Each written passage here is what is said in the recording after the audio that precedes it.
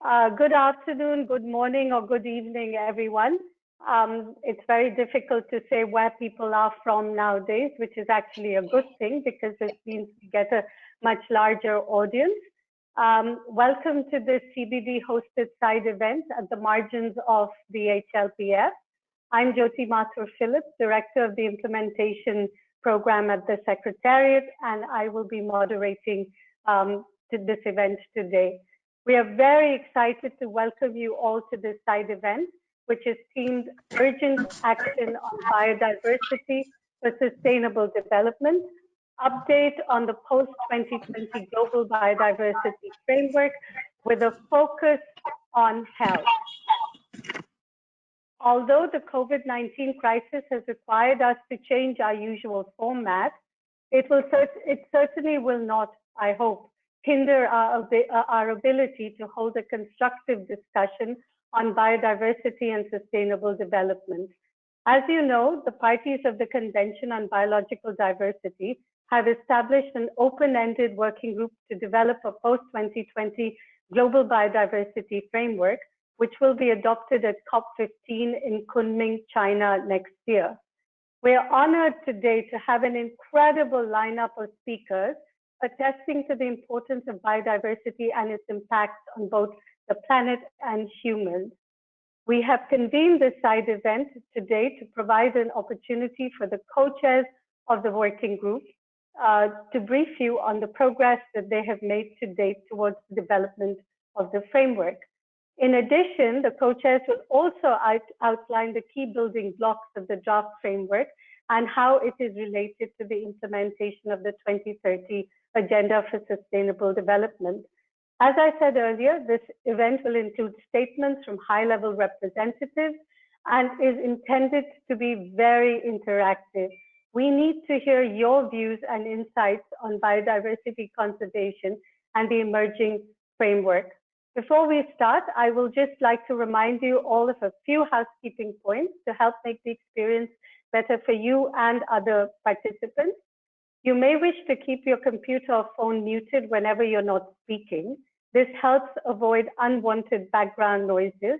Also, the webinar application provides a comment section so that participants can contribute publicly and visibly questions during the side event.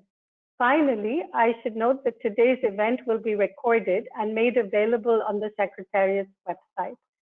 To begin our discussion today, I would like to invite Ms. Elizabeth Maruma Marema, our new Executive Secretary of the Convention on Biological Diversity, to welcome everyone. Thank you. Elizabeth. Your Excellencies, distinguished delegates, colleagues, ladies and gentlemen, I'm so happy to welcome you all to our side event, and I sincerely thank you for joining us. Today, we will seek to share new thinking on biodiversity in the context of sustainable development and to raise the political profile of the Global Biodiversity Agenda at the 2020 High-Level Political Forum for Sustainable Development.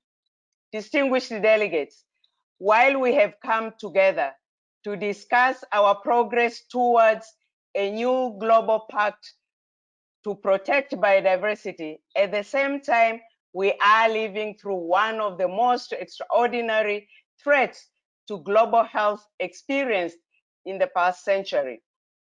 These two crises are interlinked. The continuing loss of biodiversity on a global scale presents a range of potentially dire threats to our health and well-being. Biodiversity loss and ecosystem change can greatly increase the risk of disease emergency and spread among people, animals, and other living species. Nature and its broad diversity of flora and fauna provide a fundamental source of medicines and antibiotics. Therefore, the loss of biodiversity in turn limits our ability to discover potential treatments for many diseases and healthy problems. Biodiversity loss can also disrupt community traditions and livelihoods that rely on traditional medicinal practices, including by many of the world's poor indigenous peoples and local communities. We clearly need a new relationship with our vital natural capital, one that is safer, healthier, and more sustainable and inclusive. In addition, the impacts of COVID-19 should awaken in us a renewed sense of urgency to step up our efforts to conserve and protect biodiversity and nature, as these will be essential for avoiding future pandemics. The COVID-19 pandemic, climate change, poverty elevation, food and water security, all these may seem like separate challenges, but they are interconnected, and so too be our response. Clearly, One Health approach, which recognizes the connections between human health, animal health, and resilience of nature, can also help to guide our work towards an effective post-2020 global biodiversity framework, as well as help us to achieve the Sustainable Development Goals. Delegates, these problems may seem daunting indeed, but as the old saying goes, where there is life, there is hope. There are encouraging signs that the international community is mobilizing to put to an end the destruction of ecosystems. Negotiations are now underway to develop the post-2020 Global Biodiversity Framework, which will set out an ambitious plan to implement broad-based action towards 2050 vision of living in harmony with nature. The Zero Draft Framework was developed by drawing from best science, including from the Intergovernmental Panel on Biodiversity and Ecosystem Services, and from an extensive and inclusive consultative process which we have gone through.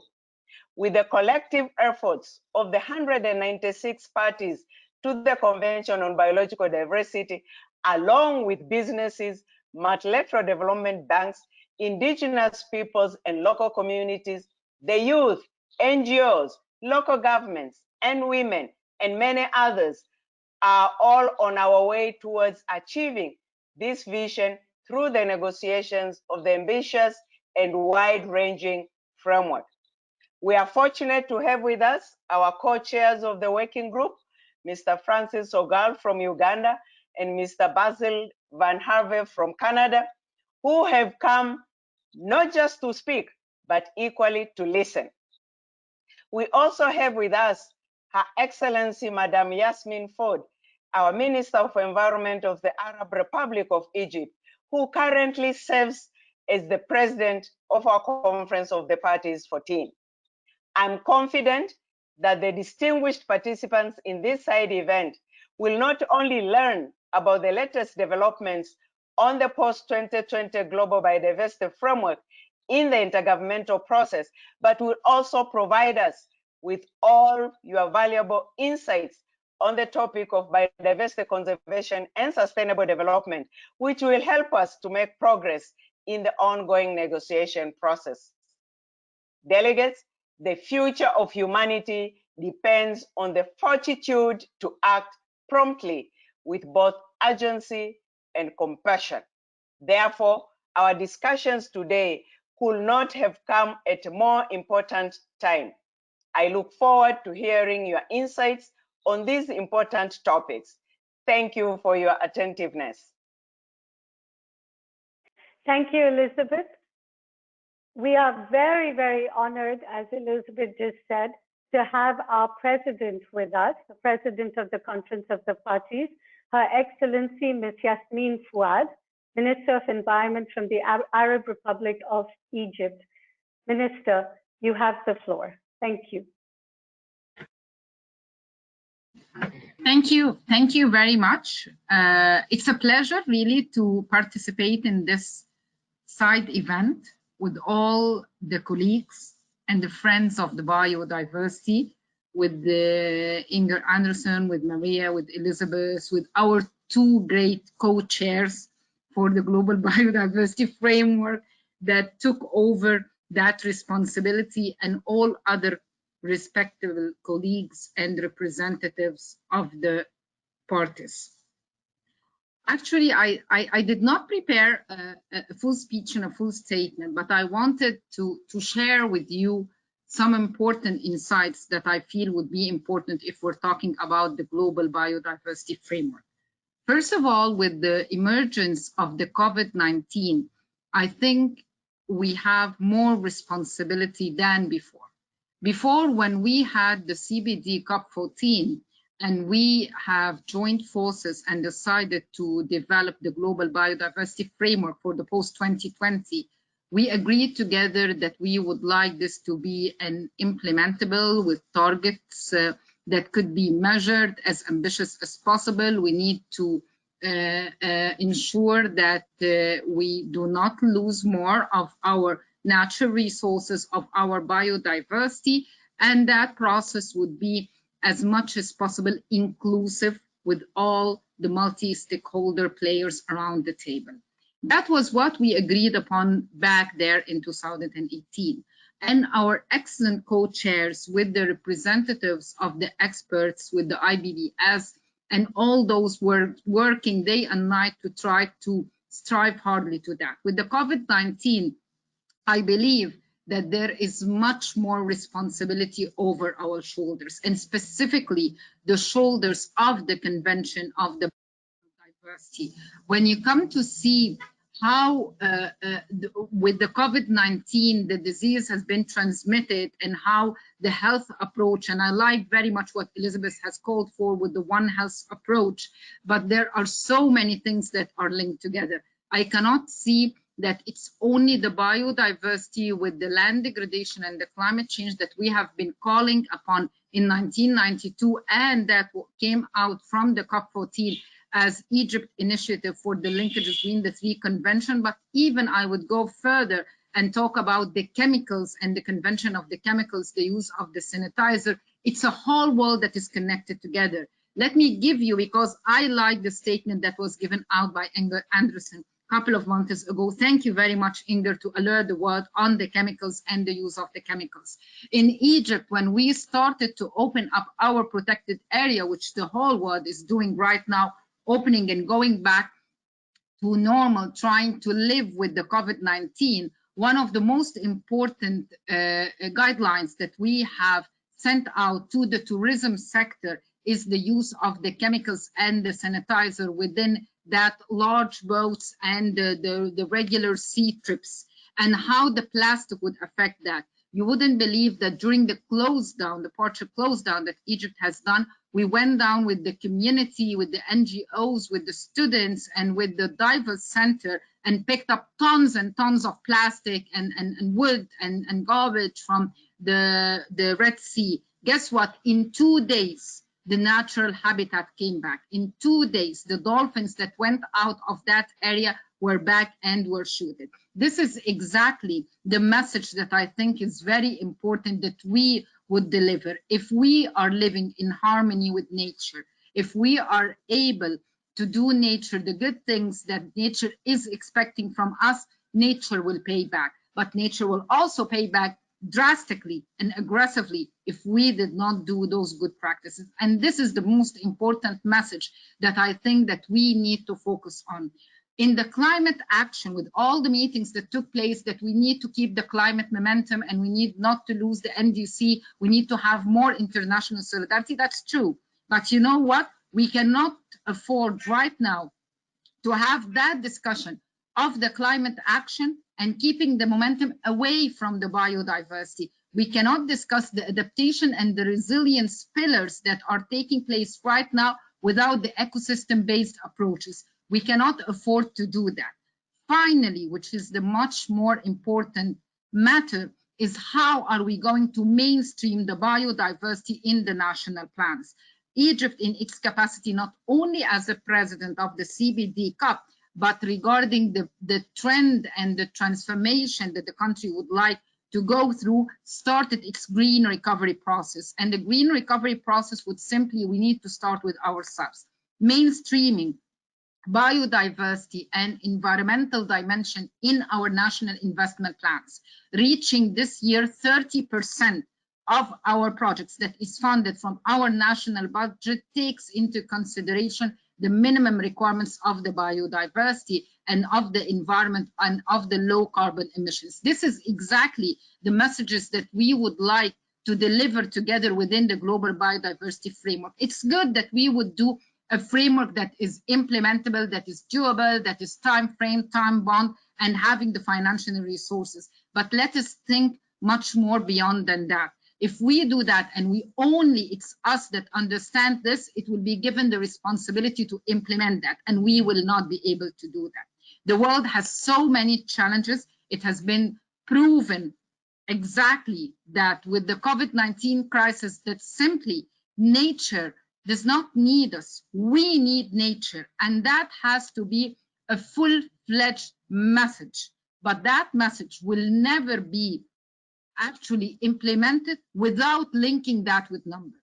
The moment we link the cost of environmental degradation, how the loss of the biodiversity is causing the world, is causing the country, the loss of the natural resources, the natural capital, how that links to the GDP and to the general economy, that is the time when the finance and the planning ministers will be listening to that, because that's the way we were able to do it in Egypt, the way we were able to repackage the biodiversity conservation with numbers that feed in the national investment plan. And that's why when my colleague, Minister of Planning, started to look into that, she saw the added value of how that will, if not saving millions and billions of pounds, at least it will ensure the real sustainability of the investment and the paradigm shift that the country is going through.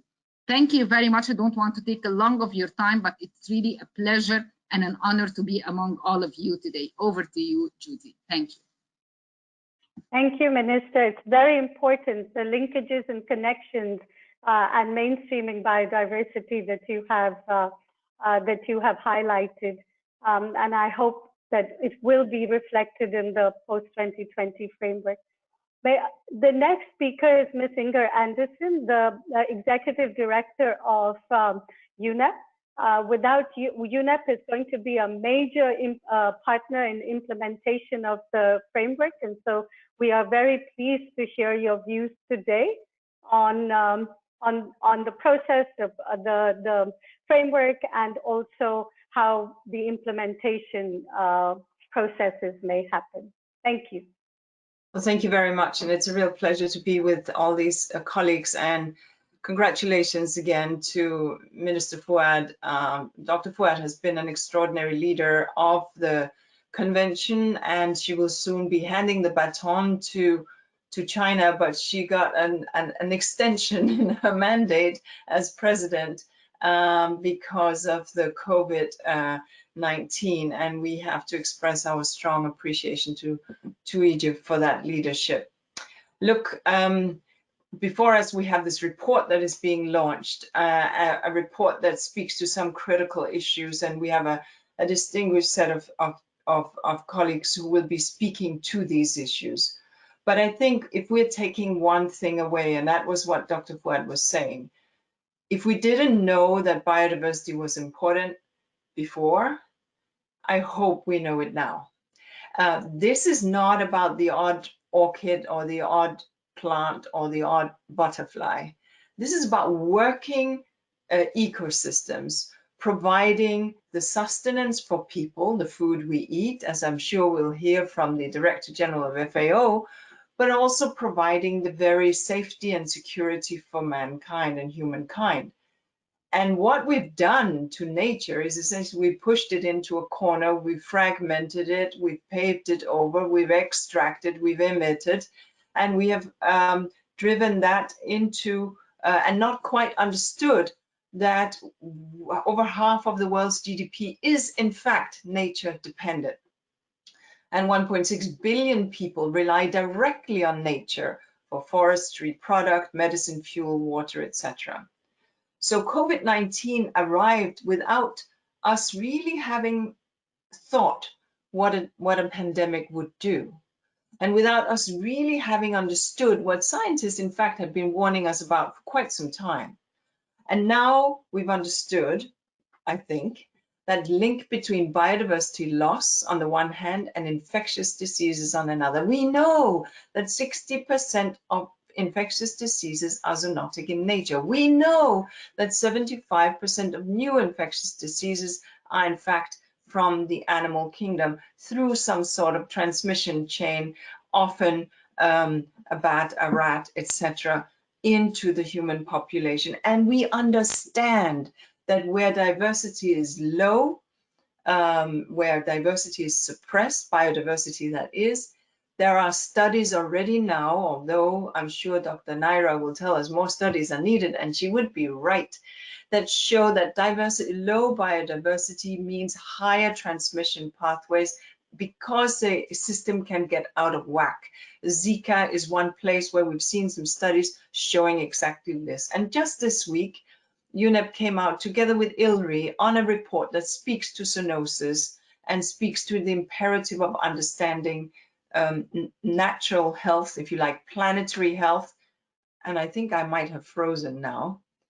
Can I get a thumbs up? Have I frozen, Jyoti? Oh, I'm good. You were frozen.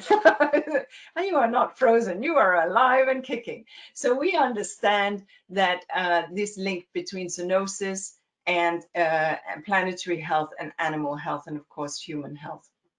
So with that then, let that be an impetus for the work that countries are moving forward now to land in Kunming with an ambitious framework that is implementable, land in Kunming with an opportunity truly to show the world that the world has taken this lesson.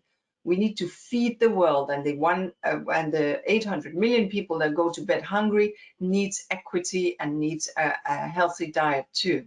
We need to get a very strong agricultural productivity, but at the same time, we need to take care of our planet so as to ensure that it can continue to deliver these ecosystem services. We heard Minister Fuad so eloquently speak to chemicals as also being a dimension that we need to take care of. Chemical management, toxicity, effluents and waste, ensuring that that does not go into our ecosystems. So now we are heading towards September and the Biodiversity Summit. I hope that that will be a time when we can see a strong commitment, and then we can get ahead of the game and we can use our COVID-19 recovery packages to really deliver and promote healthy biodiversity and therefore healthy people.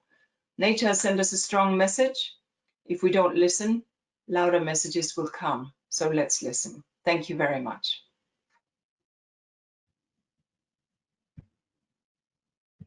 Oops, didn't unmute. Thank you very much for that inspiring message, Inger. Biodiversity is important. We agree with you. So let's amplify that and get an ambitious framework in Kunming. I would now like to invite Mr. Q, Director General of the Food and Agriculture Organization of the United Nations, to say a few words. Food is central to our existence and future, and diversity of food is also important. So we are very, very pleased that you have joined us today. Thank you. Okay, good evening from Rome. I'm so happy to see all the friends and some new friends. So that's also diversity group. And we are really appreciate all your efforts, your commitment.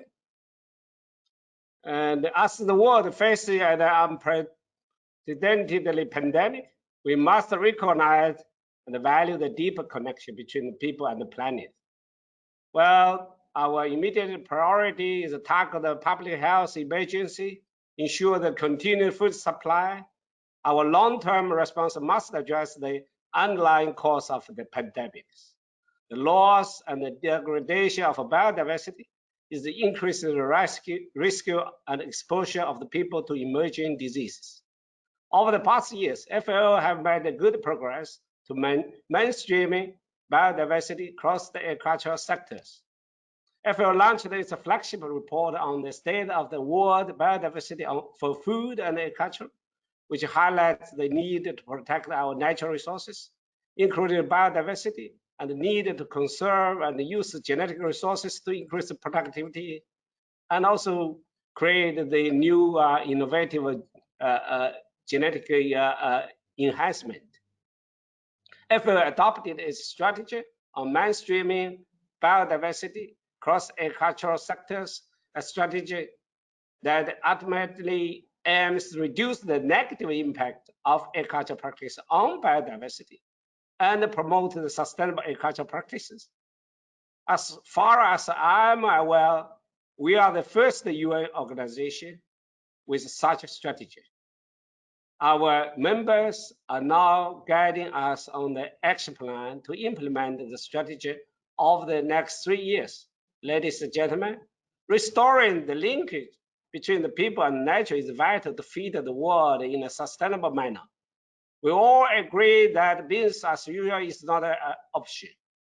We know that despite all our technological advances, we are dependent on the healthy ecosystem for our health and food. Our cooperative strategy on biodiversity is also driving our engagement in the development of the post-2020 biodiversity framework since the beginning. We support our sister organizations, the CBD, for example. We hosted the second open-ended working group for its development. Even, it started the pandemic in Italy. We are also the member of the Interagency Task Force in support of the preparation of a forthcoming Biodiversity Summit. And I noted that the agenda of this meeting looks similar to that of the summit.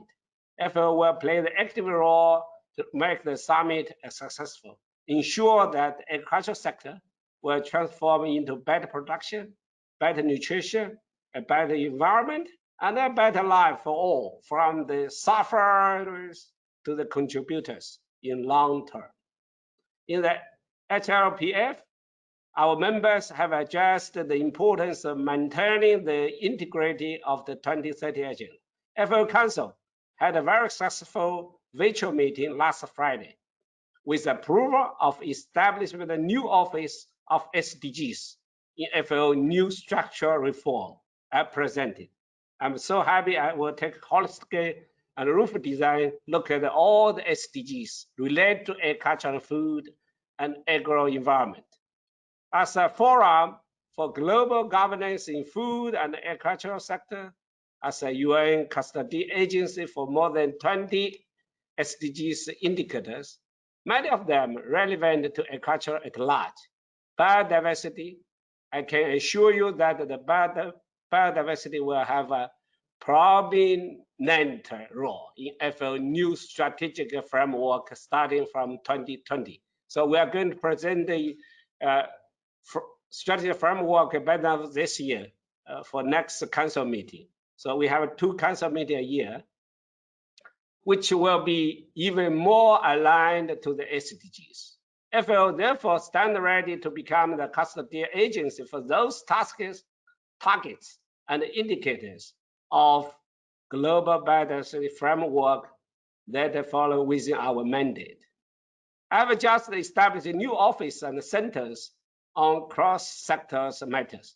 Biodiversity, on zoonosis, and food safety are on the top priority.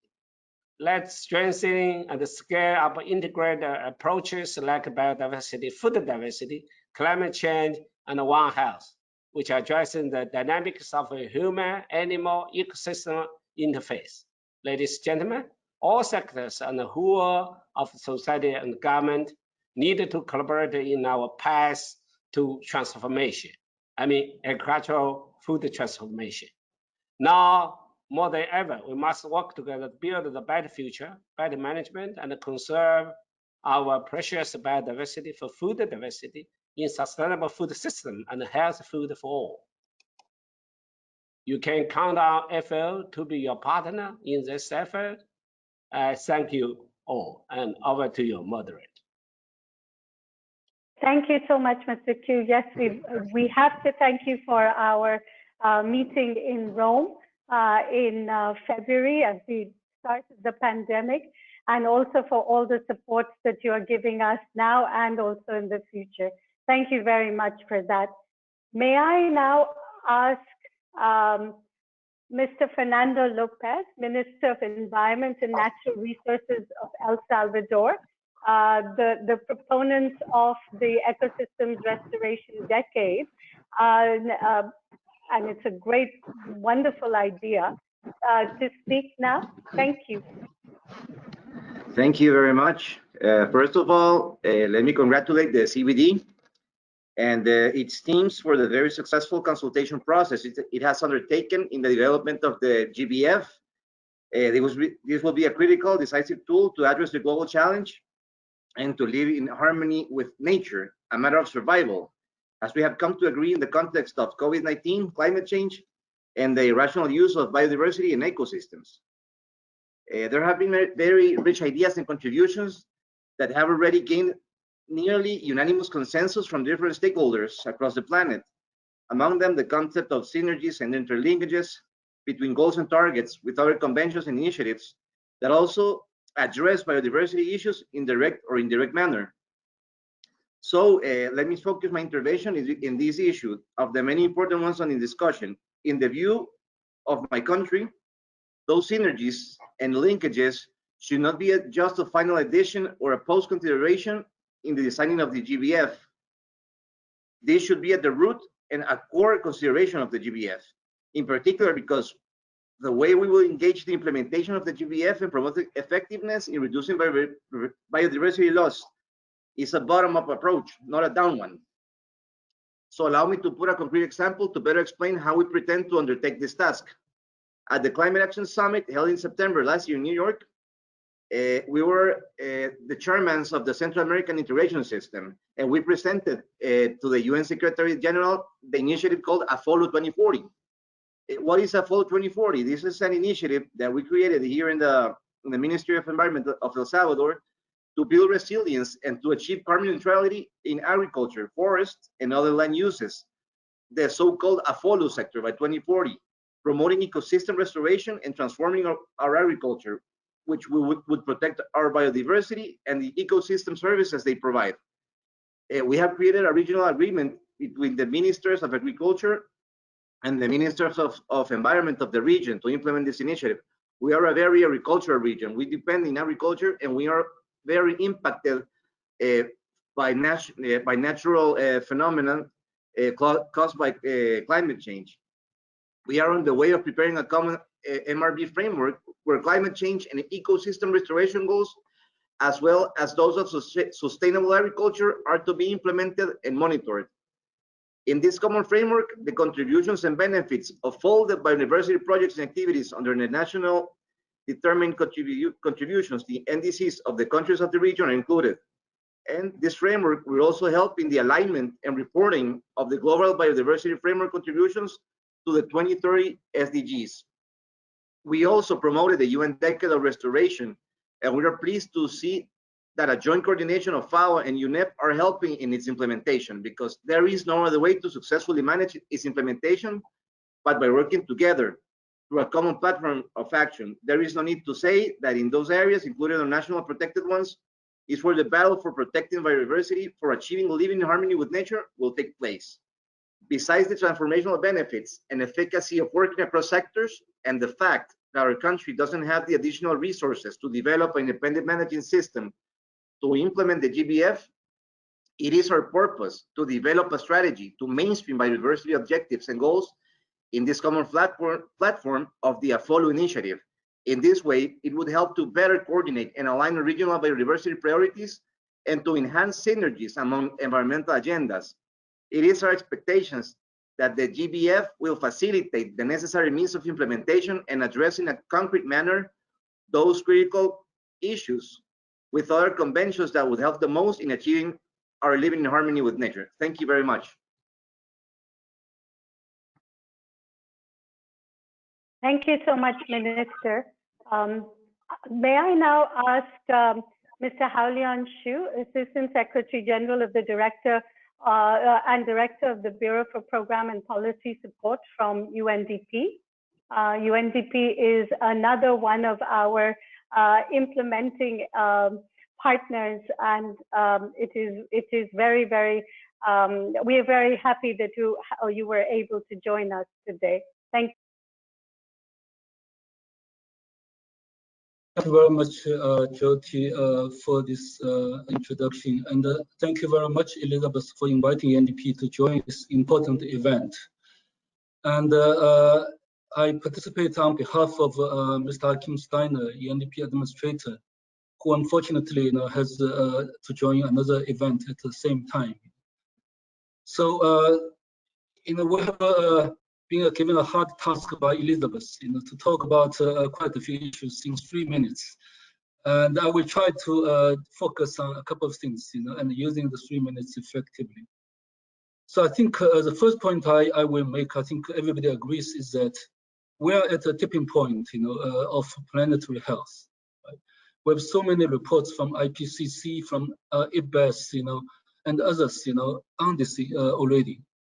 We know that we're talking about building back better, but we also know that we cannot just building back, right? The old normal is not good.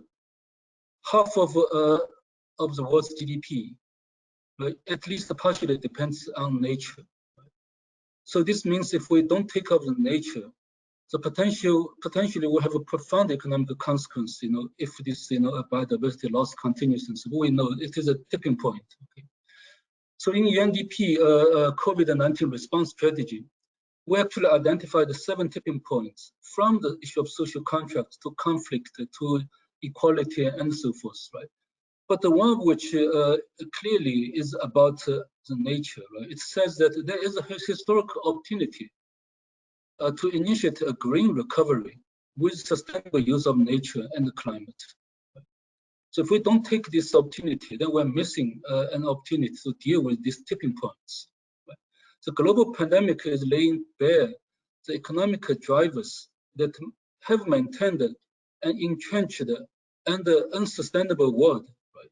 From governance failures to investment and banking policies that hid the effects of climate change and the cost of nature loss. Right?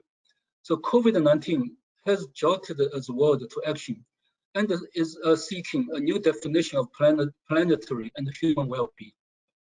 So specifically, I think how can we make use of this tipping point? My concluding remark in a way is that, can we increase our ambitions? Right?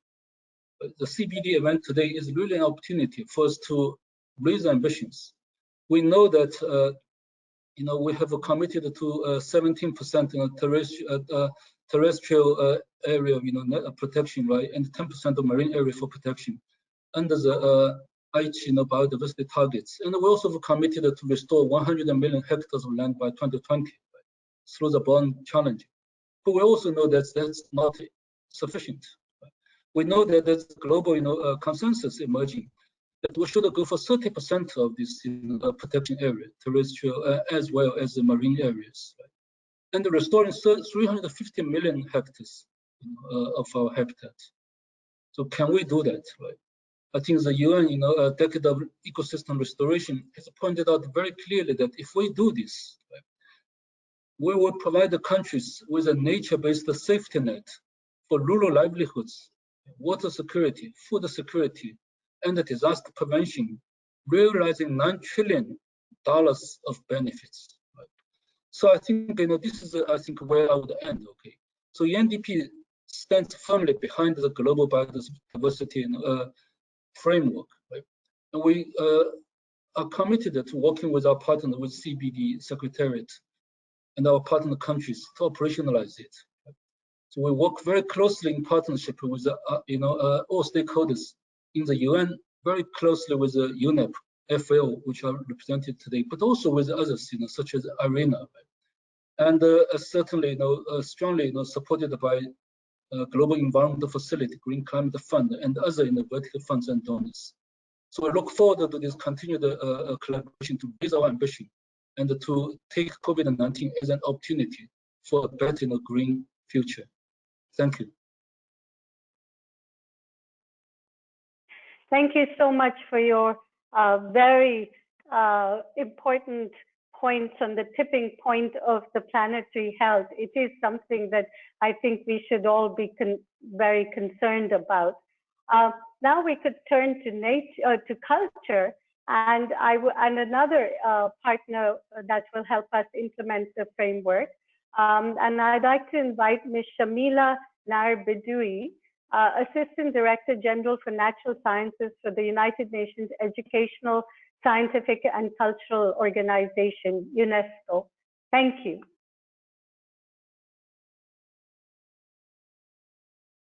Cannot hear you.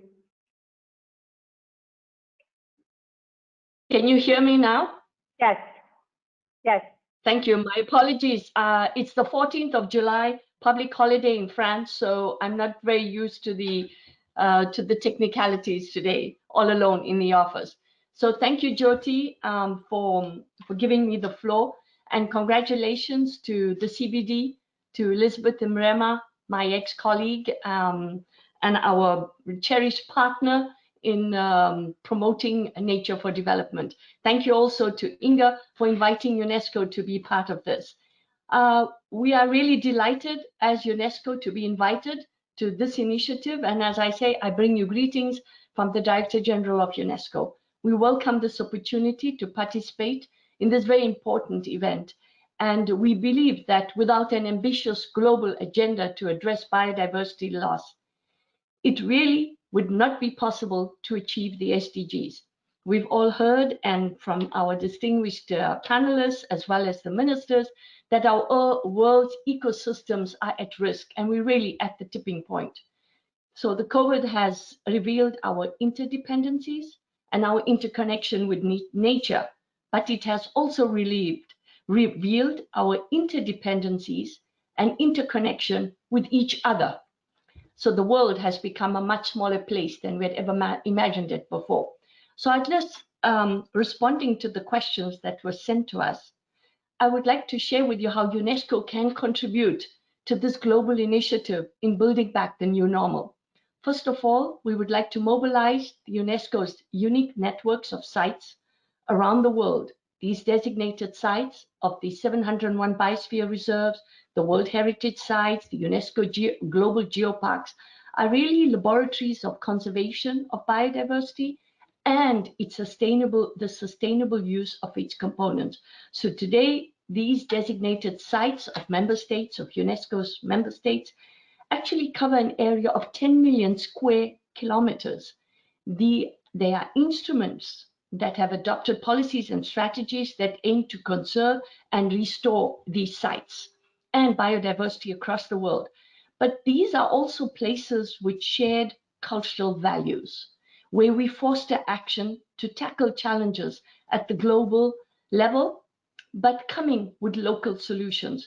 So within these designated sites, there is really an harmonious integration of people and nature, and we can demonstrate living in harmony with nature, as many of the panelists have called for earlier on. We see in these sites that people are able to reconcile the conservation of nature and provide solutions to the problems facing biodiversity and our planet today. So how can we as UNESCO engage in the post-2020 GBF? First of all, we need to restore relationships, the relationships between people and nature. We need to go back and reorganize our relationships. We have to reconcile. We have to build back the positive relationships in the links and connections between humans and biodiversity. So in restoring the degraded ecosystems through education, culture, science and communication, but also through the local and indigenous knowledge. And we believe at UNESCO, bringing together all these cultural values, we can restore our relationship between people and nature by building on these shared values, our shared values of trust, solidarity, respect for diversity, respect for the living. We can create value in long term. At UNESCO, we are also promoting and conserving the harmony of the ecosystem services within these designated sites. And we have demonstrated that it is possible to conserve the harmony of our ecosystems through these diverse knowledge building systems that we have. We are also promoting the amplification of the power of youth. After all, we need to build intergenerational solidarity and transmit our shared values for nature. Hence, we have together promoted now this coalition for nature and promoting our shared values for nature. We believe that this empowering of the youth and the next generation is extremely important. And this is done through the networks of designated sites, over 2,000, but also through the international scientific programs, the associated schools, the centers of excellence, scientific centers of excellence. We are championing the respect for life and biodiversity. In terms of how we at UNESCO would like to contribute to the GBF and its future, we do acknowledge that nature and culture are interconnected. But we do believe that there are possibilities for improving the alignment with the 2030 and also for taking on board other factors into the GBF, the post-2020 GBF. So building on these 50 years of experience of protection and integrated management of connecting landscapes, people, seascapes, we believe that we need to look at some additional indicators. One, and targets. These could be strengthening the link between nature, people, and culture, but we also would need targets on skills and lifelong learning. This is the only way that we can mainstream biodiversity in our sustainable development strategies. We need long-term sustainable development, and this can only be achieved if individuals and societies change the way they think, the way they act, and the way they value biodiversity. The future of biodiversity will depend upon the collective action of an educated society, which is based on knowledge of our environment. We also believe in the governance and connecting the scales. Today, at present, we look at all the policies of biodiversity, and these are fragmented.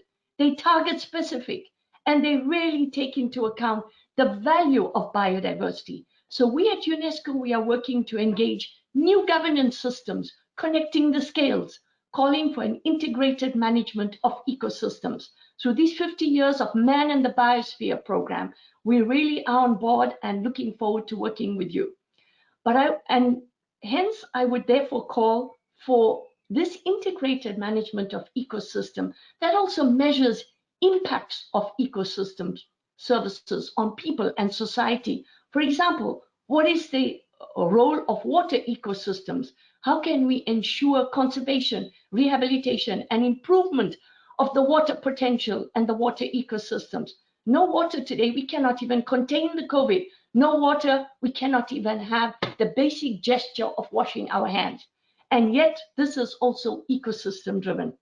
And one last appeal that I would like to make to the international community today is about science, technology, and innovation, and access to these. Dear colleagues and ministers, the guidance on biodiversity risks and opportunities requires open access to scientific knowledge, know-how, and data sharing. And yet, the science capacity is not equally developed across the globe.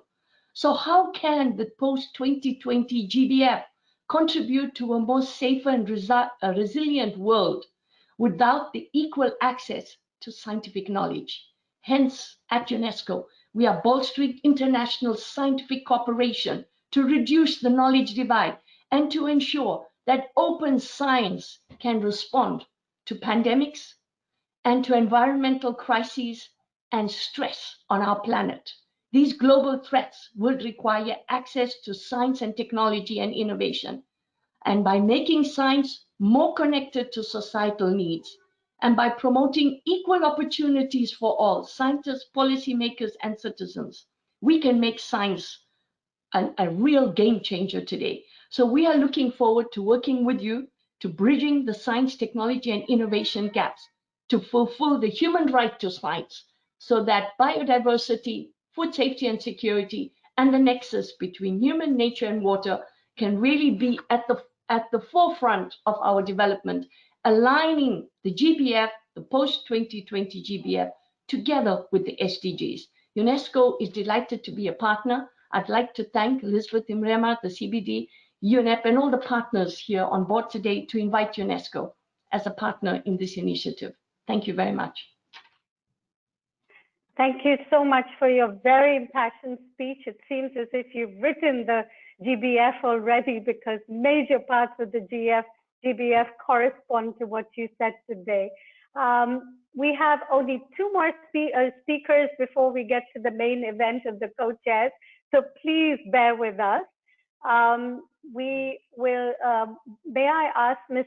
Naira from WHO, the Director of Climate Change, Environment and Health, to say a few words. Pleasure. Hello, everyone. Thank you for the invitation, and thank you very much for so inspiring arguments and all the contributions you have made. Actually, as the World Health Organization representative, I have to say that all what we are saying normally, all our criteria for insisting and reinforcing the fact that biodiversity is linked to health, you have all made it. So it's fantastic with others made the arguments in favor of public health. I'm very, very pleased. Dear colleagues, this is a very special times, and we need to react in a very special way as well.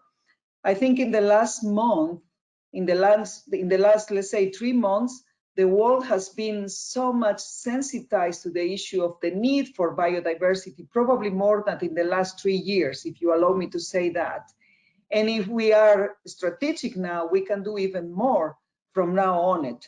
And this is simply because from a public health point of view, we have been saying that one of the bases for all of these problems we are facing now, the reasons why we are having more pandemics, is so much related to the loss of biodiversity, the fact that we are destroying our ecosystems, and the fact that if we want to protect public health, we need to retrieve our good connection with ecosystems and biodiversity, nature in general. There is the source of public health, the source of health is coming from nature. And this is something that fortunately our citizens in the last 3 months, they have learned a lot about that. Now, we have been, as you well know in WHO, we have been saying that the connection with biodiversity is fundamental for public health. The environmental determinants of health are those that are making that 25% of the global burden of diseases, as Inger knows very well because we did this together with them, is linked to environmental risk factors that we can reduce. We have been trying to put the public health argument very much at front of all of this agenda to motivate people, to explain to them how much their health was linked to that. Now, more than ever, I think if we really want to recover from what is happening now, we need to have a very much proactive, action-oriented, engaging, and inspiring agenda. There is something very clear that the citizens want from this. I want my health to be less vulnerable. I want to be less vulnerable from a public health point of view to any crisis in the future. This is the message we are receiving from the entire society. Please, governments, institutions, UN family, reduce my vulnerability. And our response is exactly that. One strong way to reduce your vulnerability, to reduce the risks that your health is confronted with every day, is by investing in nature, investing in biodiversity, reducing and changing completely this relationship that we have with the ecosystems. And this is fundamentally a public health agenda. And I think that this is the message that people need to hear at the moment. The society is now terrified by the pandemic. They are really under massive concerns and threats, and they feel kind of terrified by what is happening. in the future. So they don't want to hear more negative messages and saying, okay, the next crisis will be climate change. So be prepared because it will be even worse than what we are having now, which is probably the case. But we don't want to say that. On the contrary, we want to present it in positive and say, okay, as a community, as an international community, as a group of UN agencies, we know how to protect you. We know that in order to better protect your health, you need to create a kind of green walls that will be reducing that vulnerability. And those green walls are coming from mitigating the causes of climate change. For us, this is a very important pillar for public health. Let's mitigate the causes of climate change. Let's reduce air pollution because this is absolutely critical. Let's invest and recognize the importance of biodiversity because this is the place where we are getting all the services that we need from nature to protect health, and make sure that whatever we have now will be more sustainable. You know, today I was discussing with some friends on the use of masks that, as you well know, are becoming now almost universal. Many countries are now moving into recommending the universal use of masks. This represents that a country like Spain, which is 47 million inhabitants, they will need approximately 1.5 billion masks per month. And this is just Spain. Now add France, Germany, United States, the rest of the world. We are talking about billions and billions of masks that will be used, probably badly recycled every month. So Inger, you will have a lot of work in the next months because all of those masks, you know very well where they will be finished. And I hope I'm wrong and they will not finish in the ocean, but probably this will be adding to our problem of pollution. So colleagues, I think you can count definitely on the World Health Organization. For us, this is a massive public health argument. We want to align forces with you. We want to quantify the health benefits that can be obtained if we take the right decisions in terms of biodiversity and environmental determinants and health. And we are ready to present that in terms of a positive argument, not only for health, for recovering from this horrible economic recession and the terrible impact that is having on our society. So I think we have a huge responsibility, as one of the previous presenters were saying, enormous responsibility on our shoulders, but we have as well the results and the interventions. We have been working on it for many years. We can now accelerate it, scale up, be more ambitious, more coordinated, and then let's move in the name of public health. It's true that those masks are used. My dream will be that the day we take off those masks, at least we will breathe better air and we will better protect our health. So with that, certainly count on us, and we are ready to support you and scale up on a very, very ambitious way. Thank you. Thank you so much. That sounds very positive for our work going forward. May I call now Mr. Roberto Mario Isamer Berrio, I hope I pronounced your name properly, Vice Minister for Territory Environmental Regulation of the Ministry of Environment and Sustainable Development of Colombia. As you all know, Colombia is going to be our host for the next working group on post-2020, and we are pleased to have them with us today. Thanks, Ms. Yori, for the moderation, and special greetings for Ms. Elizabeth Maruma and to all the colleagues here present. Colombia is currently working on the post-2020 Global Biodiversity Framework. At national level, we have been sustaining relevant discussion with our productive sectors and experts regarding what should be the approach and the scopes of this framework. We want to see the set of SMART goals and targets to 2030 and 2050 to allow us integrated, comprehensively sustainable production and consumption patterns, nature-based solutions, productive sector engagement, resource mobilization, green recovery, among others, in order to bend the curve of biodiversity loss and live in harmony with nature in the long term. Colombia considers, as we recently declared at the High Ambition Coalition, that we must reassess our relationship with nature to stop the recurrence of devastating events by rethinking our consumption and production patterns, strengthening the sustainable use of our resources, and prioritizing investing in the protection of nature to help boost global economies.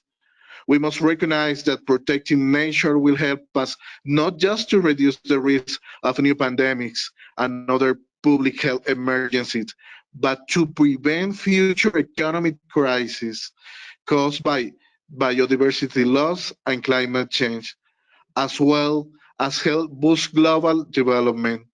More than half of the world's GDP directly depends on nature.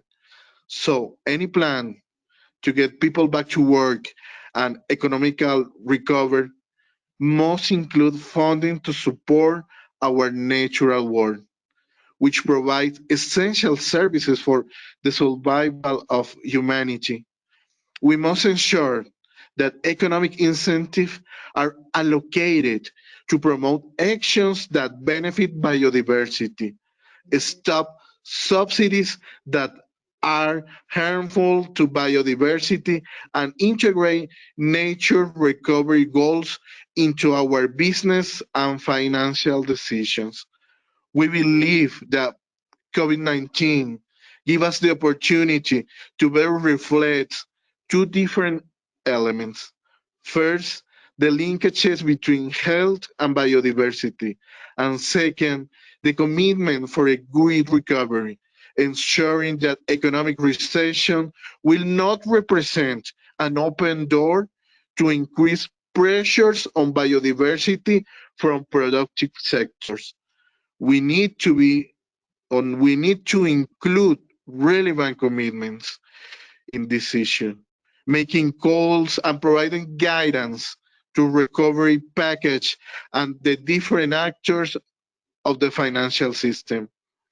Colombia believes that it is necessary to continue working for high commitments in order to have an ambition framework with all stakeholders and with vision of synergies between conventions, especially with climate change.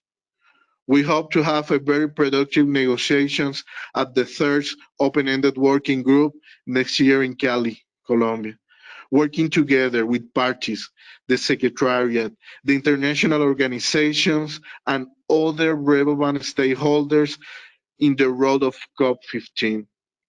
Thanks a lot. Thank you so much, and we're looking forward to come to Cali very soon. May I now ask the co-chairs to give their presentation? I think everyone has waited very patiently for your presentation. Maybe you could now give it. Thanks.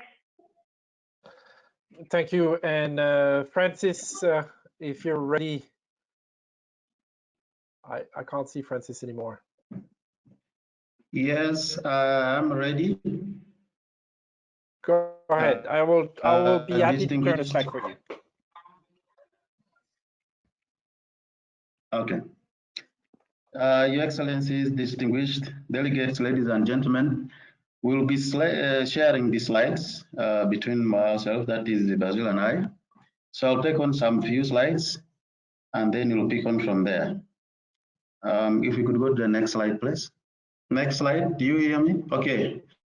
So what is our plan of presentation is to give you progress to date and also the next steps.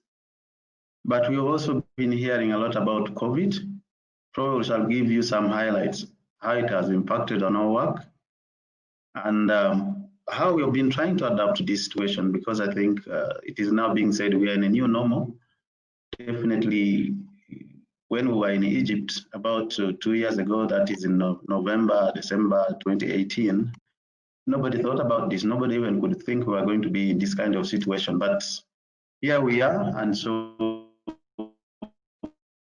you'll be seeing how we've tried to adopt and continue with the work, but also how then the global biodiversity framework can contribute to a more healthy, resilient, and safer world. I think we've already had a number of contribution views on the link to biodiversity for a better world, including health, resilience, and as well as other needs of human beings. So let's go to the next slide.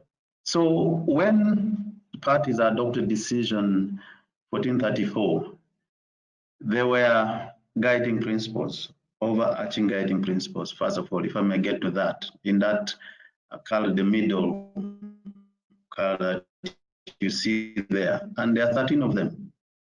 That includes that the process should be participatory, it should be inclusive, gender responsive, transformative, comprehensive, catalytic, feasible, knowledge-based, transparent, efficient, result-oriented, iterative, and flexible. So these are elaborated more in that decision. But just to tell you that as co-chairs and the secretariat and all the team that has worked on this, the SAFSA chair, SBI chair, all other colleagues that we have engaged in this process, that this has been a very good guiding framework for us, looking at those 13. And so every time that we are doing this kind of work, you'll find we're actually fulfilling most of them or one of them at any one given moment.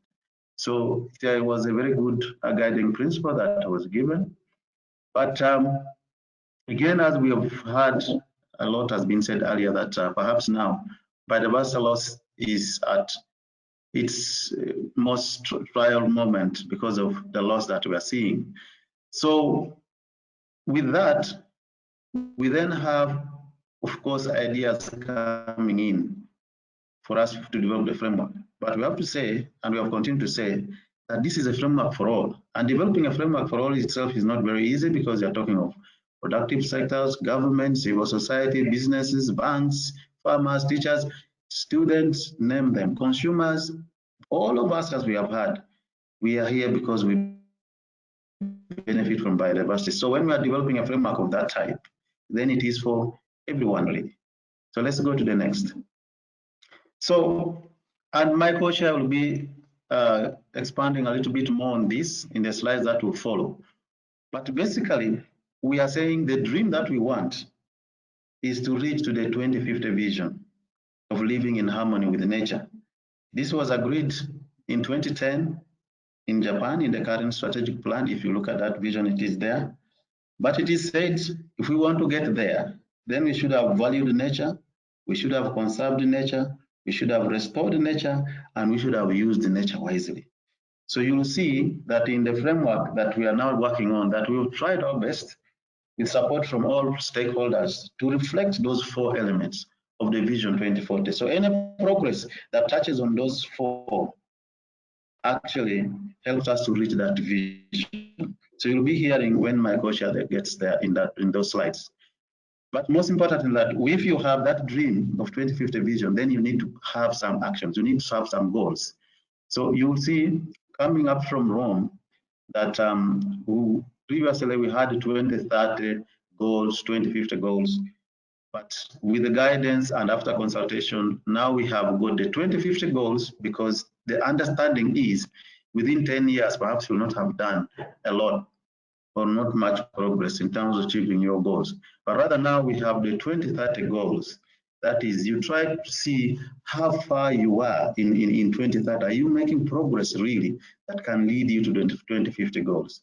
But most importantly also that we are taking into account the 3 objectives of the convention. We had this when we had the consultations that we need to reflect, we need to balance those 3 objectives. So conservation of species, ecosystem, genetic diversity, sustainable use, benefits sharing, all those, you'll see them reflected as my co-chairs will get into the slides that will follow. But also that once we have those 3 areas done well, then the earth or the what we live in, planet Earth, Mother Earth, nature, will be more resilient, healthier for us all, but also that we shall be meeting our needs better and for the future generations as well.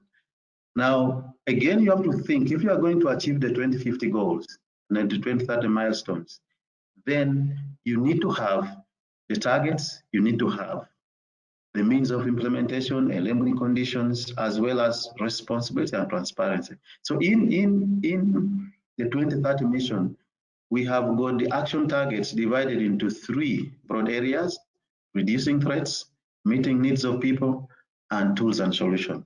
My coach will get to that. Next slide, please. Actually, I think I'll get to that even before my co-chair gets there. So from what we had when we were in Rome and working on the documents, the draft 0, you'll see there are some improvements that have since happened.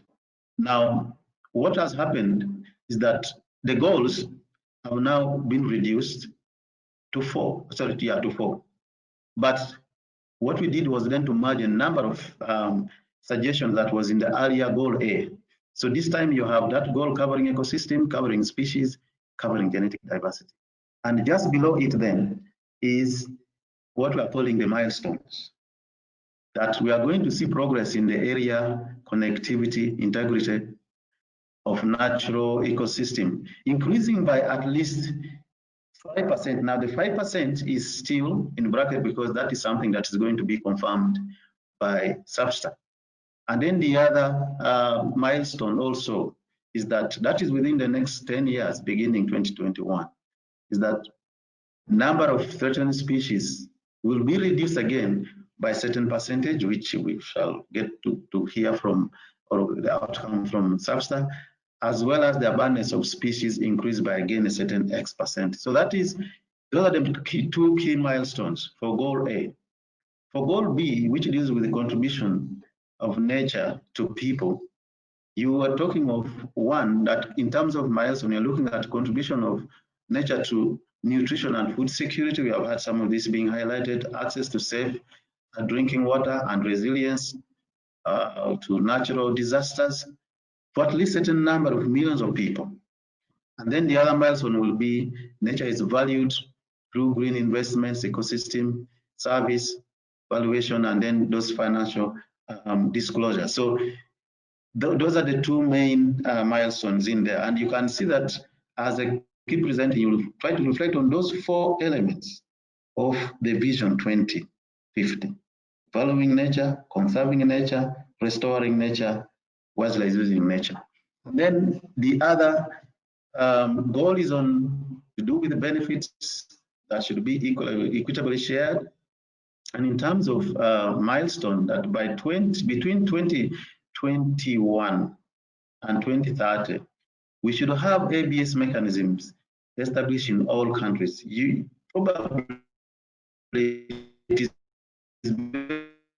very difficult to talk about ABS, if even mechanisms for implementation, for putting in place sharing arrangements not in place. So the legal regime and others should be there in all countries by 2030. Then benefits then would be shared by a certain percentage there once you have the framework in place. Now, the last goal is on means of implementation. And we are saying here that by 2022, we should have mobilized some resources to help us implement this framework up to 2030. But also that by 2030, we have another means of, or financial resources, another needed capacities put in place to help us implement the framework up to 2040. So those are the goals and the milestones that for now you will see under them. But now going in the middle there, in terms of reducing threats, we're talking about land use or land use plan, sea use plan, retaining them, restoring them. Remember, I just said 4 elements of the Vision 2050. You can see the word restoring is in there. Land use, again, is in the second one, land or sea protection, conservation. Remember, I just said 2050 vision talks about conservation. Then reducing threats again deals with the issues on species recovery, conservation, sustainable harvest, trade, use, invasive species, pollution. I've just had a lot of interventions already on pollution aspects, even coming on the intervention, what we are now using to control COVID, that is the masks, could prove very, very another challenge altogether in time to come. Then you have talking about climate change.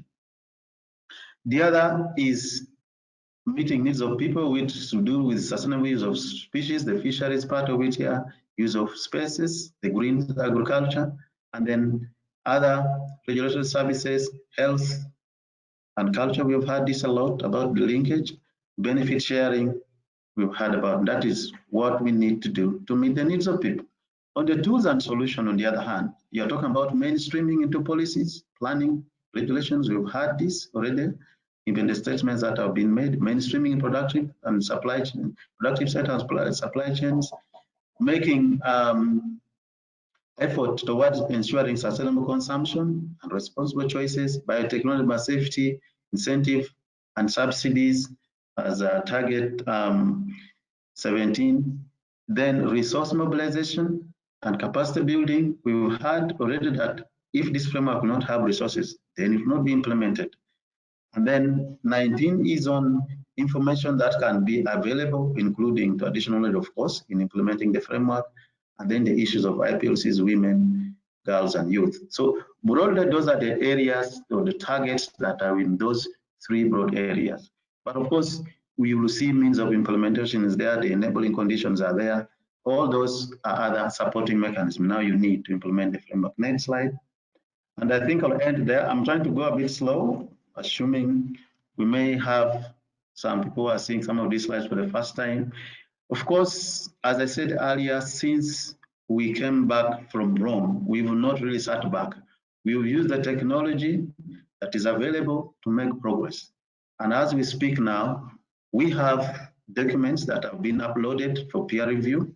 You check on the website, and that will last. It was uploaded 25th June. The peer review will last up to about 25th July. So you'll see in there are tables of the 2050 goals, the 2030 milestones that I've been talking about, the 2030 action targets, the monitoring elements, the indicators, baseline, annotations, then the linkages to SDGs. So those are up now for peer review. But of course, we have been affected a lot. We've not kept the time that we have set ourselves to do. By now, we could have already held, SABSTA 24th and SBI 3, but the situation has not permitted that. So we hope that sometime in September, we are going to have another opportunity to have a webinar where we're going to launch the GBO5, but also we could be looking at the review mechanisms, resource mobilization inclusive, and then complete the draft document that we're talking about. So after this meeting of the peer review, we should be able now to prepare a document that is going to be for SABSTA for its consideration. That is including the annotations, again, the SDGs linkages, and then advice on numerical values. This has come out very strongly. People need to get this clearly sorted out for us to know where we are going to move in terms of those targets that require that. But we should also have the draft. I'm talking about the complete one. We'll have the goals, milestone targets, and even sections on E to H completed. So that is what is going to happen and uploaded. Of course, we expect that that will be uploaded at least 6 weeks before we hold the meeting of SABSTA and SBI 3. But again, we have to take a note here that there are still other processes happening. We are going soon to be having a thematic consultation on sustainable use, and then we shall have one on synergies, and then one on access and benefit sharing. So those are still other consultations that is going to happen in addition to the third meeting of the Open Working Group. So once we have done the work that we expect to do now, then around November, we should be having a draft 1.0. That is the draft that is going to go to the third meeting of the Open Working Group. Again, due to time, due to really COVID, the dates for this is still going to be confirmed. but now not this year, of course, it's going to be next year. And after SBI, the third meeting of the Open Elite Working Group, then we have the final draft, and that final draft is then what we take to COP15. So that is in terms of timelines, in terms of what we've done to date. And we want to thank the Secretariat, we thank the stakeholders that have participated, the SBI, the SAPSA chair. Really, it has been hard work, but we continue to work despite the situation. And so there's progress that is happening even with the situation we are in. I think with that, I will hand over to my co-chair, Basil. Thank you. And I'll take you to the next few slides. Very quickly, some of the challenge and opportunities and a little bit of an analysis we're doing here. And I won't address every word on this slide, just some key points. One of the problem we have is it would be best if the global biodiversity framework would be done and the crisis of COVID would happen after the end. We would have a ready-made action plan available for everybody. Another challenge we have is about prediction, and it's very hard for us, like for any other multilateral process, to be able to have a plan.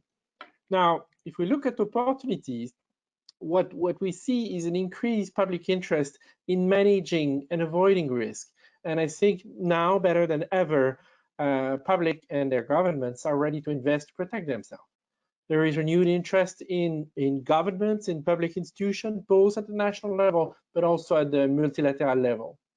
Behaviors are changing fast.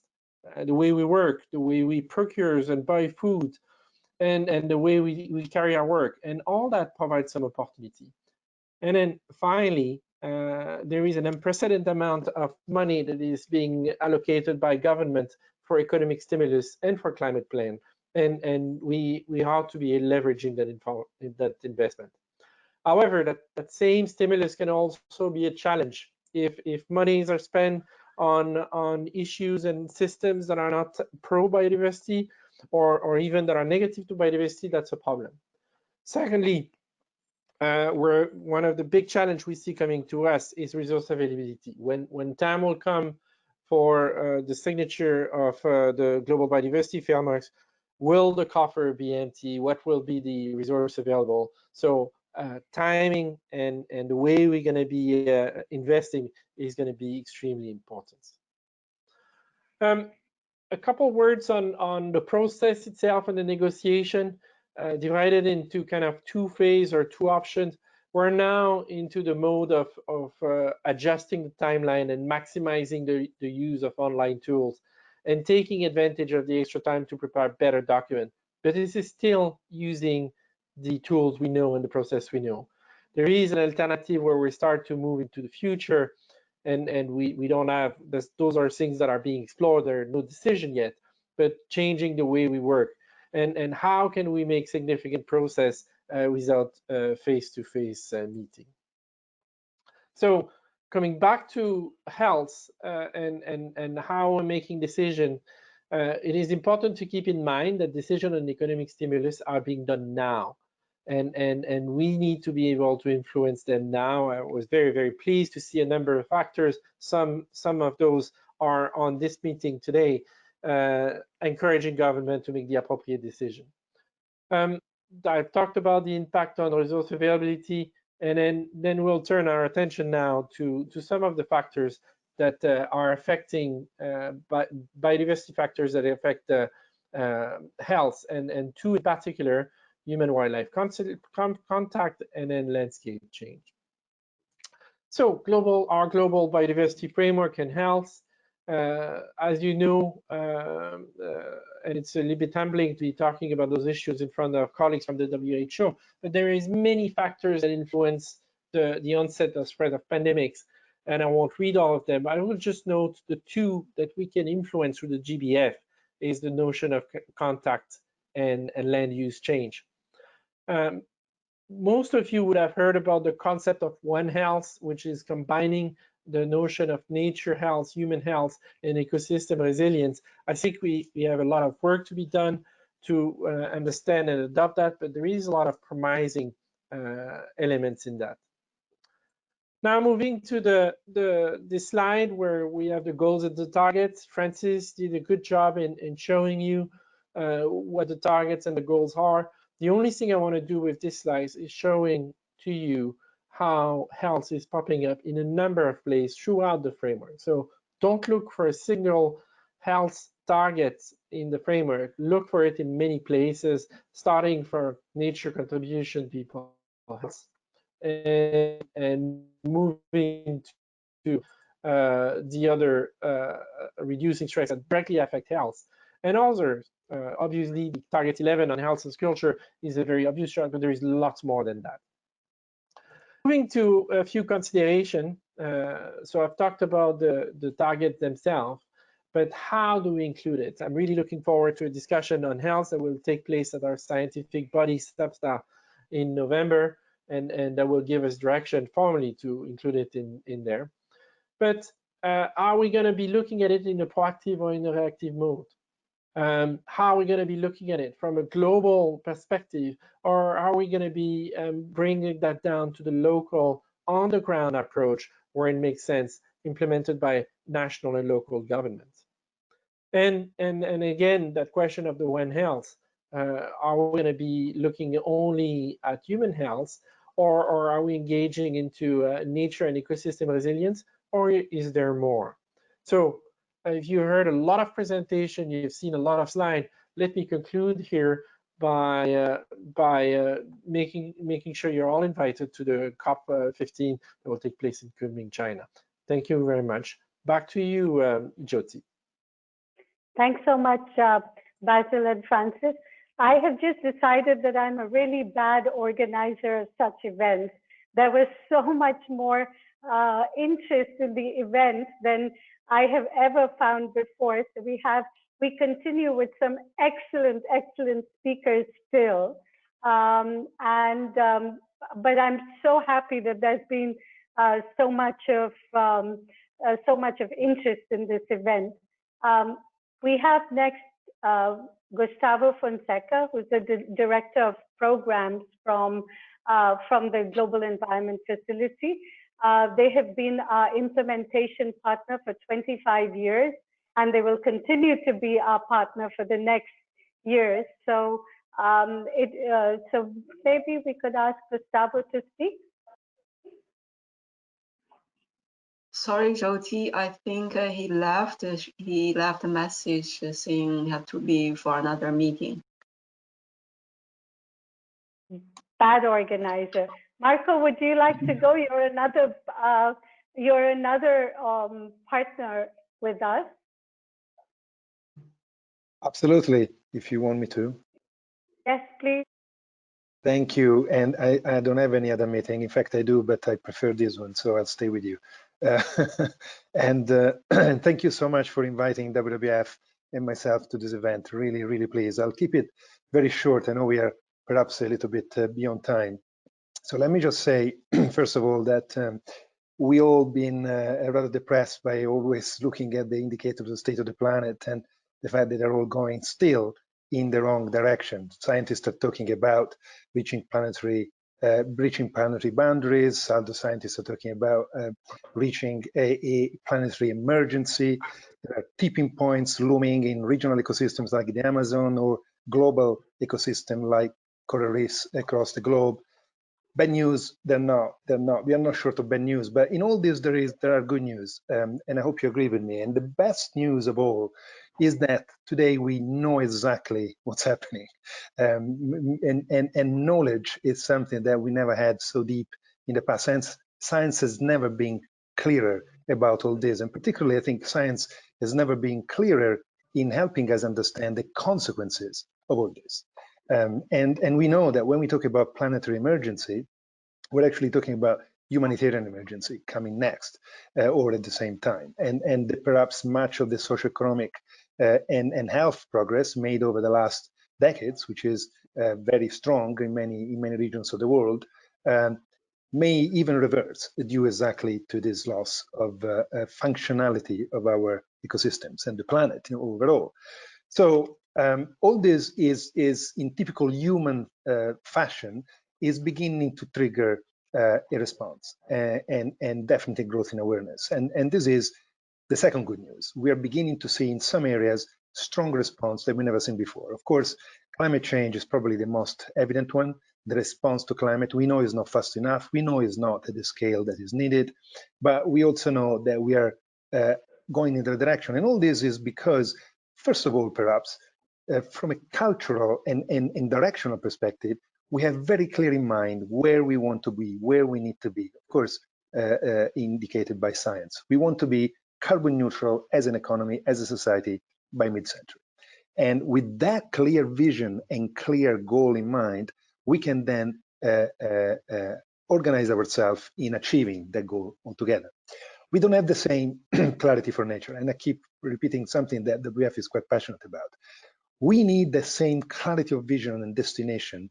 We need a clear compass for humanity, for nature, as well as for climate. In fact, the two together will represent really the sustainability compass, knowing that all the biological, ecological SDGs targets are the foundation of everything else.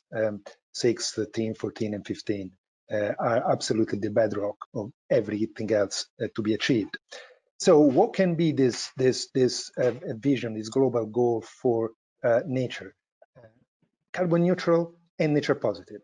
We need a simple vision that then can be declined into what Basile and Francis mentioned earlier on, a vision that will allow those targets, those goals, those measurable indicators that the global framework on biodiversity is discussing, to be actually up to the job, to be able to contribute to that vision, to that overall direction and destination.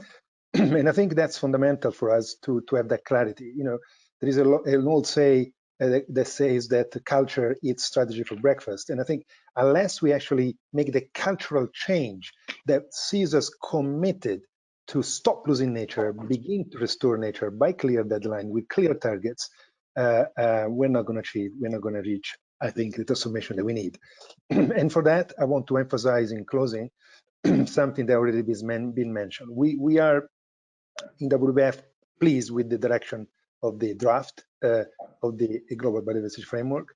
We're pleased with the elements that we see in there, the space, the spatial integrity and extent of natural places, the increase of wildlife populations, as well as the reduction of extinction and halting of extinction. In fact, we need to aim for that. But also, we're particularly pleased with the reference to economic systems and productive systems that we need to transform. There is strong reference to food, strong reference to water. We need to see that growing. And I think for us now, the conversation around the framework is about the ambition and the solid targets that we need to embed into that commitment. Because and those targets needs to be at the level, at the ambition that is necessary to then deliver the bigger vision, nature positive and carbon neutral. And together, I think that will become the new compass for sustainable development and in our society and economy. I'll stop there, Jyoti, and thanks again for giving me the opportunity to say a few words. Thank you so much, Marco. Always very good points you make. May I invite now Ms. Katerina Mugolova, the Program Officer for Science and Technical Assistance Branch of the Secretariat of the Basel, Rotterdam, and Stockholm Conventions. Pollution is a part of our framework, and we thought that it would be interesting if you could give us, in very short 1 minute, your views on it. Thank you. Yes, thank you very much for this opportunity, and I really will be very brief. Although I will start in the 60s, where the adverse effects of hazardous chemicals and waste on biodiversity has been already recognized in the publication Silent Spring by Rachel Carlson triggered activities which resulted in the Today Global Agenda to Control Hazardous Chemicals and Waste, which is led by the Basel, Rotterdam, Stockholm, and Minamata conventions, as well as the broader chemicals management issues joined under SAICM. And it has been, to me, very positive that several speakers have indeed pointed out that pollution is, and reduction of pollution is actually one of the very important things to do when we want to solve the issues related to biodiversity. In the chemicals and waste agenda, we consider the biodiversity framework also as the framework for our activities. And we would like to contribute to protection of biodiversity by reducing the pressure which comes from hazardous chemicals and waste. It is of utmost importance that we work together and that we utilize these powerful regulatory tools we have at hand to minimize and prevent the presence of chemicals and waste in the environment. In order to understand better these very complex interlinkages, we are currently preparing a desk study which is mapping out the details of interlinkages between chemicals, waste and biodiversity. And we will make it available to our parties at the next meeting of the conferences. And hopefully this will also help better to understand this very complex issue and help us to work together towards these important goals. Thanks again for the opportunity. Thanks a lot, Katrina. We also have the United Nations Convention to Combat Desertification with us today. And may I ask Ms. Louise Baker, Unit Chief of the External Relations and Policy Unit, to give a 1-minute intervention, please? Thank you. Absolutely. Thank you very much for the chance just to speak to everybody and pass on our congratulations for the progress that's made so far. We absolutely agree that this is the bedrock of achieving the SDGs and are looking forward to the biodiversity framework being really a bedrock for how we increase the joint implementation of the conventions. Okay, I guess just in terms of points that we would probably stress, we hope that this is going to be a very practical action plan. So we hope that it is really looking at things that can be adopted, targets that can be adopted and really mainstreamed and easily incorporated into planning processes so that communities and local authorities can really take this up and run with it. It's certainly from our side, it would be an action plan, conserving and restoring biodiversity below and above ground. So we would obviously stress the below ground aspect of that, as well as in the air and in the water. It is, to our minds, part of a new social contract with nature, a contract with nature, along with building more resilient food systems, decarbonisation, and accelerating the transition to a circular economy. I think that there is an opportunity here as we kickstart our economies to protect nature, but also transform public and corporate policies and the cultural change in consumer behaviour to really address biodiversity loss, land degradation, climate change, the interlinked challenges of the 3 Rio Conventions and the other conventions as well.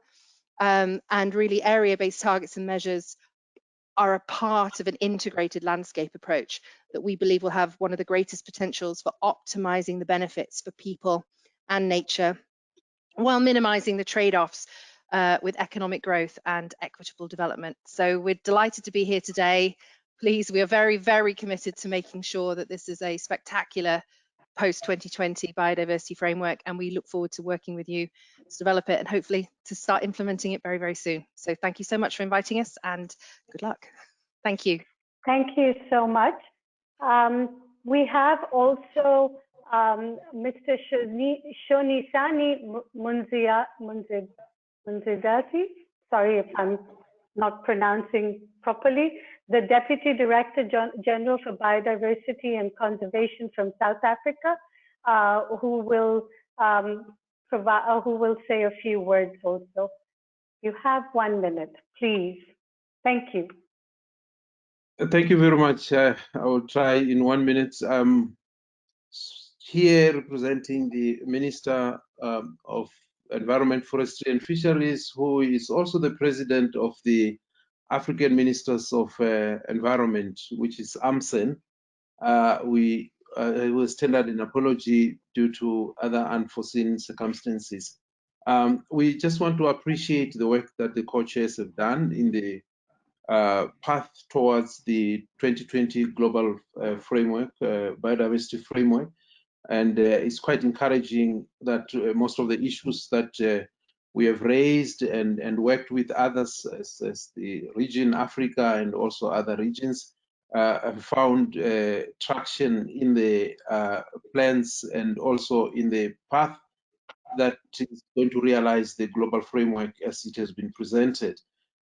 We still regard 2020 as the year of biodiversity, despite the collective attention that's given on the prevailing COVID-19 global pandemic.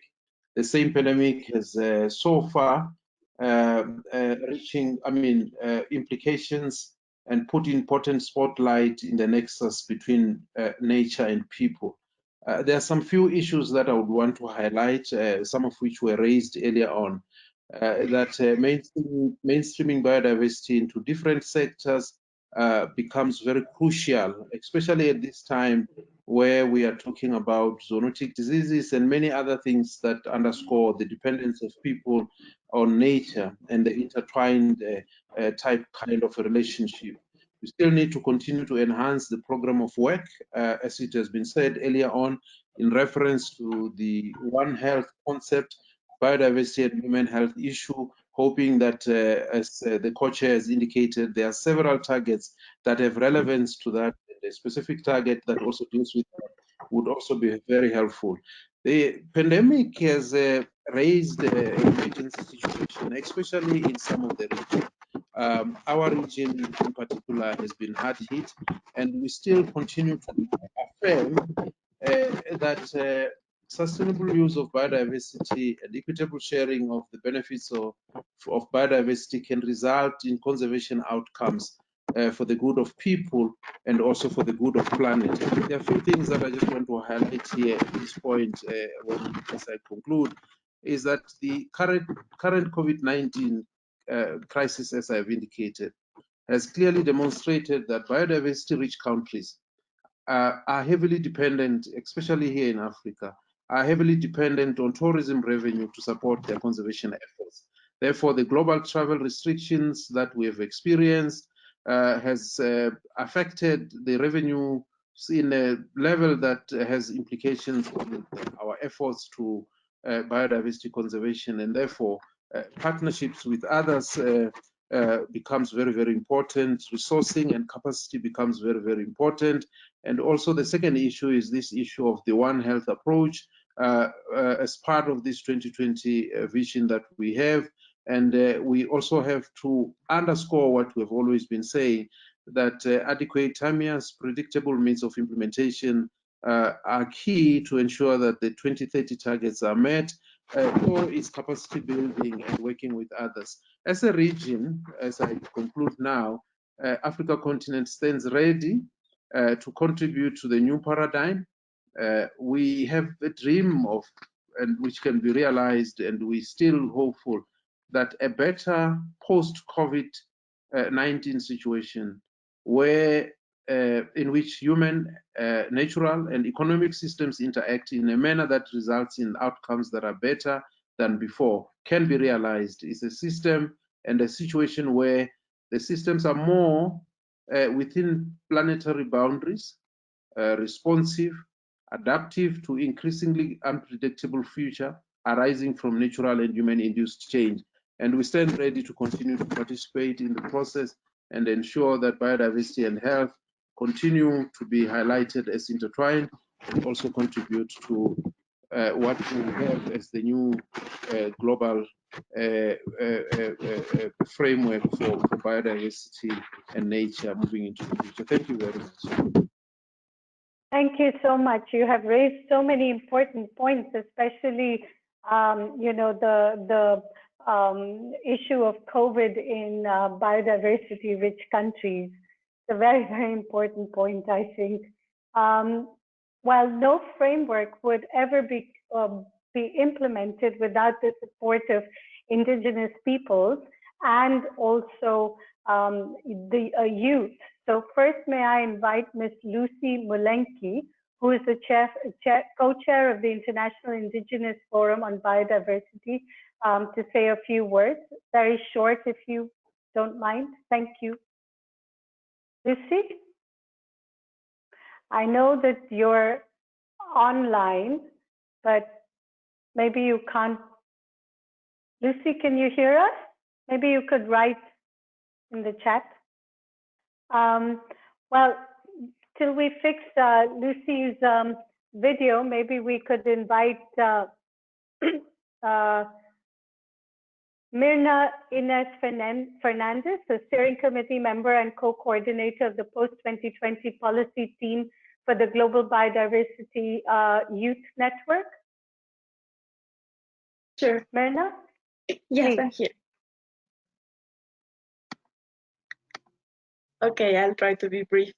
Thanks for the opportunity of speaking on behalf of the Global Youth Biodiversity Network.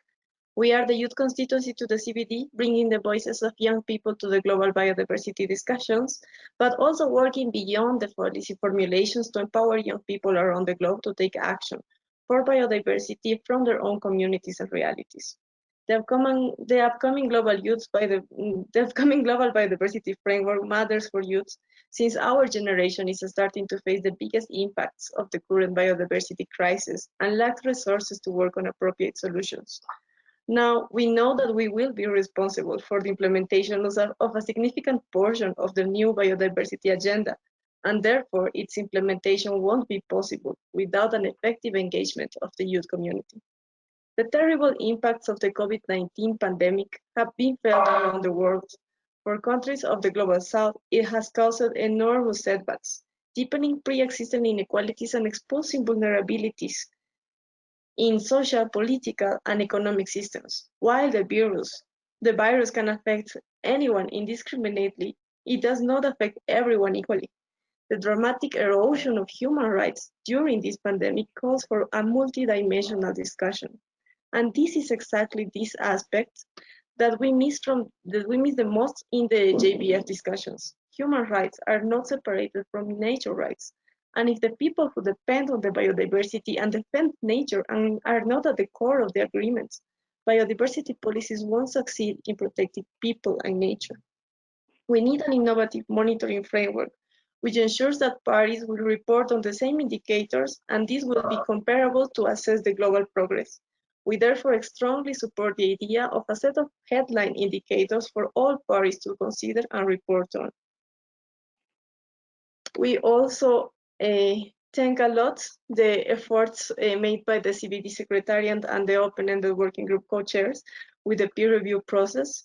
But also it is hard for us to explain that the updated formulations of the proposed goals and targets are not open for comments and were provided for context only, because there are many concerns raised in our community regarding the specific elements that were a bit diluted from the previous discussions, and youth would like to see back on the first draft. For example, we think that a transformational education is a key element to shape the capacity development of the next generations towards the behavioral change that we need, and it deserves special attention as a standalone target separated to the one regarding information access. While we collect inputs from our community for this peer review process, we still are keeping attentive to the opportunity to keep contributing to the discussions regarding goals and targets. It is our hope that this new framework will succeed to ensure intergenerational equality, which is the fairness between all generations. We also hope it ensures the equal participation of all generations in the planning and implementation at the national levels. As many of you mentioned, we think that this pandemic gives an opportunity to reflect on the importance of biodiversity and ecosystems for human health. We need to work on a strong biodiversity agenda so the effects of this economic recession don't threaten further nature and people. If the underlying drivers of biodiversity loss are not tackled, our countries might prioritize economic recovery without nature recovery. For the last months, an unprecedented wave of privatization of natural resources and extractive mega projects are underway around the world, with the excuse of economic recovery. This is why we need to bring back the focus to our harmonic coexistence within nature, which is for us the only pathway to ensure a fair and healthier planet. Thanks a lot. Thank you so much, Myrna. Lucy, can we try to see if you can speak now? Lucy? I guess the audio is not working for Lucy. We cannot hear her. I'm sorry about that, Lucy. We are almost at the end. We have two videos that we would like to share with you.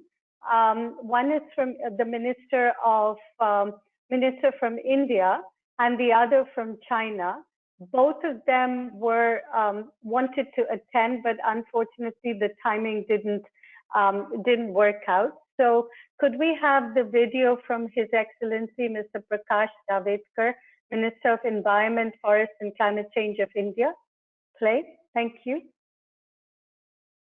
I am very pleased to be part of this intergovernmental process being organized by Secretariat of the CBD to develop post-2020 global biodiversity framework by actively engaging the global community towards a new global pact for biodiversity.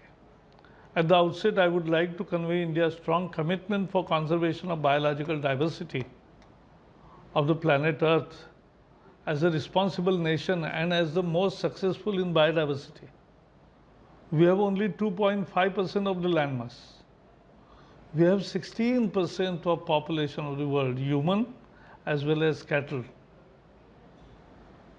Both require water, land, and fodder and food. But still, we have been able to maintain our biodiversity at 8% of the world's biodiversity reserves. So this is huge. And we have only 1%, 4% of fresh rainwater resources of the world, with 1% of rainfall all over the world. India is pleased to inform that past 11 months we have hosted 2 UNCCD, one COP, UN COPs.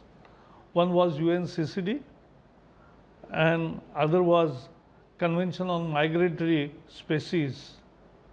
In UNCCD, for the growth of biodiversity, we have decided and increased our target for restoration of land, the degraded land. We have improved our target up to 26 million in next 10 years. It's a huge target to convert degraded land into a regular land, and which is the base for improvement of biodiversity. We affirm that 2050 vision of a sustainable biodiversity, we are committed to it, and we will go ahead with the program. We need smart targets for all sectors, including fisheries, infrastructure, energy, which have impact on biodiversity. We would like post-2020 global biodiversity framework to go beyond just halting nature loss, but also to ensure reversing the loss of biodiversity by building synergies with Paris Climate Agreement, UNCCD's land degradation neutrality goal, UN strategic plan for forest and sustainable development, Ramsar strategic site plan, and biodiversity related other conventions. I was just discussing a case with my colleagues. We have ample roots and other species which are very useful in Ayurvedic medicine. Now Ayurvedic medicines are popular throughout the world, and therefore demand for collection of all these raw material is very much there. So tribals and forest dwellers are picking up, but if there is no replenishment, then things may go wrong, and we'll left with nothing in our hand. And therefore, we have started thinking and building a process within the main process of allowing in the Biodiversity Act, we are now thinking not only to impose some charges, sharing of benefits, but more important is that we want restoration and a sustainable management of biodiversity resources. So those resources will actually lead us to a sustainable future for biodiversity. I am pleased to state that we understand the need for mainstreaming biodiversity concerns in development planning, and we also wish to reiterate that the post-2020 global biodiversity framework must appropriately address all the three objectives of the convention and ensure benefit sharing to custodians of biodiversity, especially the tribal, the marginalized local communities. Post-global 2020 framework must see the tone of healing the planet and securing the future of all humanities. I wish this convention all the best. And in this new normal of video conferencing, I think we have become more productive because we talk less and we act more. Thank you. I think we lost the video, but now may I end this program with a video presentation from His Excellency Mr. Huang Runqiu, Minister of Ecology and Environment of the People's Republic of China, and our incoming presidency, where the Global Biodiversity Framework will be adopted. Thank you.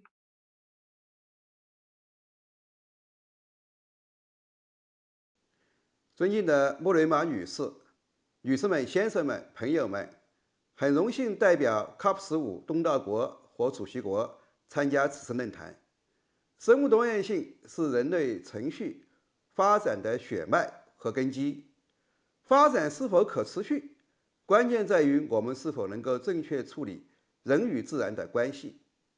只有将保护自然置于发展的核心，才能推动气候变化、脱贫、健康、灾害防治、生物安全等问题的协同解决，实现联合国2030年可持续发展目标。中国政府一贯高度重视生物多样性保护，珍视其对可持续发展的重要意义。中国遵循习近平生态文明思想，强调尊重自然、顺应自然、保护自然，坚持绿水青山就是金山银山的发展理念，坚持生态优先、绿色发展，生物多样性保护取得了显著成效。目前中国的陆地生态保护红线面积已经不少于陆地国土面积的25%，覆盖了所有的生物多样性保护生态功能区，超过90%的陆地自然生态系统类型，89%的国家重点保护野生动植物种类都得到了妥善保护，固碳量约占全国总固碳量的近45%。中国还对长江流域实行了为期10年的禁渔计划，全面加强长江水生物保护，海洋伏季休渔制度实施范围占到中国海域面积的72%。面对全球性挑战，人类是一荣俱荣、一损俱损的命运共同体。现实一再提醒我们，实现可持续发展，生物多样性行动刻不容缓。中国即将从埃及手中接过历史的接力棒，担任生物多样性公约第15次缔约方大会的东道国。中国将切实履行好东道国和后任主席国的职责，与各方一道，制定兼具雄心和务实的2020年后全球生物多样性框架，与国际社会共建地球生命共同体。这一过程需要各缔约方和所有利益相关方的参与，共同构建公平合理、合作共赢的全球生物多样性治理体系。